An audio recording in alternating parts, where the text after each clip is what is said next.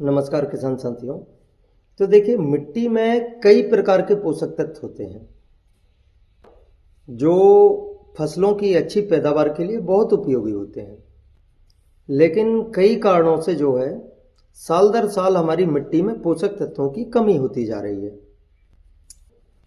फिर इन तत्वों की पूर्ति के लिए कि या तो हमें जैविक खाद या रासायनिक खादों का प्रयोग करना पड़ता है।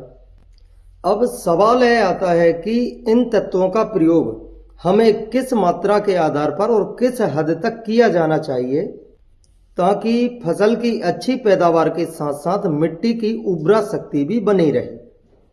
अब पहले हम आपको बता दें कि किसी भी उर्वरक को डालने से पहले आपने अपने खेत की मिट्टी की जांच कराई है, तो हमें अपने खेत में उस मिट्टी जांच के हिसाब से ही पोषक तत्वों की पूर्ति करना है।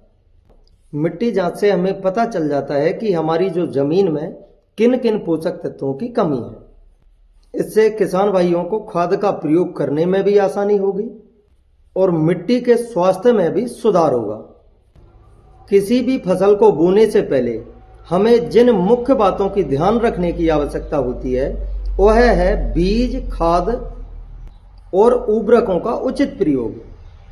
तो विशेषकर हमारे किसान भाइयों द्वारा दो प्रकार की खादों का इस्तेमाल किया जाता है, जो है डीएपी और एसएसपी।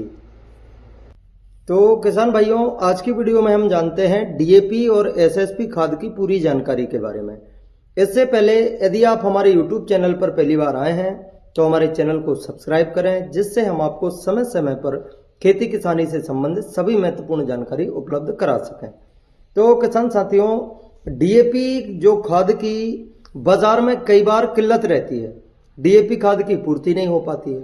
तो किसान भाइयों का कहना होता है कि हमें ऐसी कौन सी खाद है जिसके माध्यम से हम डीएपी खाद की पूर्ति कर सकते हैं। तो आज हम जानते हैं उस खाद के बारे में और उसका कितनी मात्रा में प्रयोग करना है ताकि हमें रिजल्ट भी डीएपी से बेहतर मिल सके और जो हमारी फसल पर आने वाली लागत है उसको भी कम किया जा सके। तो साथियों, सबसे पहले हम जानते हैं डीएपी के बारे में।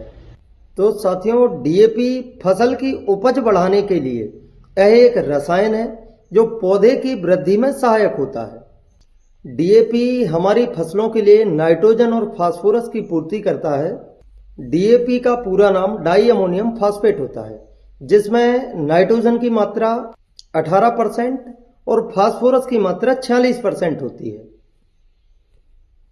साथियों, अब हम जानते हैं एसएसपी के बारे में। एसएसपी का पूरा नाम सिंगल सुपर फास्फेट होता है। यह एक सस्ता उर्वरक है जो फल और बीज के लिए बहुत ही आवश्यक होता है, जो पौधों को nucleic acid, protein, phospholipids, enzyme, phosphatides आदि जैसे महत्वपूर्ण फॉस्फेटाइड्स विकसित करने में मदद करता है। यह दिखने में कठोर, दानेदार, भूरे काले बादामी रंग का होता है और नाखूनों से आसानी से नहीं टूटता है। यह पाउडर के रूप में भी उपलब्ध है। इस दानेदार खाद में अक्सर डीएपी की मिलावट की जाती है और एनपीके खादों के साथ इसका मिलना भी संभव है। तो साथियों, अब हम जानते हैं कि डीएपी और एसएसपी खाद में आपके लिए कौन सी खाद बेहतर है उसके बारे में। तो साथियों, यदि आपने बीज का तो सही चयन किया है, लेकिन सही समय पर और सही खाद का प्रयोग यदि आपने नहीं किया है तो इसका आपकी फसल पर बहुत ही प्रतिकूल प्रभाव पड़ सकता है। कौन सी खाद कब और कितनी मात्रा में हमें हमारी फसलों में देना है, इसका ध्यान रखना बहुत ही आवश्यक हो जाता है। तो साथियों, आइए जानते हैं डीएपी और एसएसपी उर्वरकों में मुख्य अंतरों के बारे में और इसमें इन दोनों में कौन सी खाद हमारे लिए ज्यादा बेहतर है उसके बारे में। तो साथियों देखिए, एसएसपी सिंगल सुपर फास्फेट में 0% नाइट्रोजन होता है, जबकि डीएपी में 18% नाइट्रोजन होता है। इसके अलावा डीएपी में एसएसपी से 30% ज्यादा फास्फोरस भी होता है। यदि दोनों के अलावा किसी अन्य खाद का प्रयोग करना हो तो डीएपी बेहतर है। अब बात आती है, यदि हम यूरिया के साथ मिलाकर एसएसपी खाद का प्रयोग करते हैं तो यह फिर डीएपी से भी बेहतर है, क्योंकि इसमें हमें नाइट्रोजन की उपलब्धता तो यूरिया के माध्यम से हो जाती है और एसएसपी में पहले से ही सल्फर, कैल्शियम और जिंक और बोरान जैसे सूक्ष्म पोषक तत्व होते हैं जो इसे डीएपी से भी बेहतर बनाते हैं। अब ध्यान देने योग्य बात है कि डीएपी में फास्फोरस की मात्रा जो होती है वो 46% होती है और एसएसपी में 16% फास्फोरस होता है।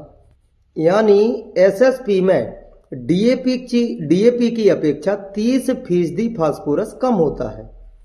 अब जब हम एसएसपी खाद का प्रयोग करें तो हमें डीएपी की अपेक्षा इसका 3 गुना ज्यादा प्रयोग करना होता है।